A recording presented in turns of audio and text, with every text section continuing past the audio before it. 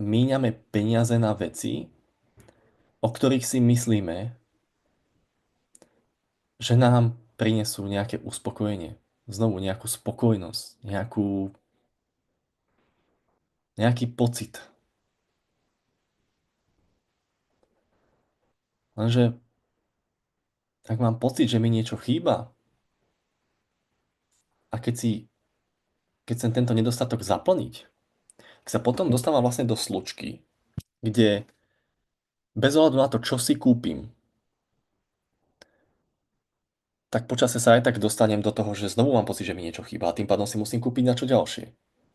A zase mi niečo chýba a zase si musím kúpiť niečo ďalšie. Čiže je tam ako keby taká nekonečná priepasť medzi tým, čo si myslím, že potrebujem a tým, na čo tie peniaze naozaj mám. A potom sa človek častokrát dostáva do toho, že zistí, že je v obrovskom strese, lebo si uvedomuje, že nie je schopný mať toľko peňazí, aby si trvale priniesol nejaký pocit uspokojenia, naplnenia alebo šťastia. Čiže a, dobrá správa je, a na prvé počutie môže znieť ako zlá, je, že nikdy nebudeme mať dostatok peňazí na to, aby sme si kúpili všetko, čo si myslíme, že potrebujeme. Nikdy nebudeme mať dostatok peňazí na to, aby sme si kúpili všetko, čo si myslíme, že potrebujeme.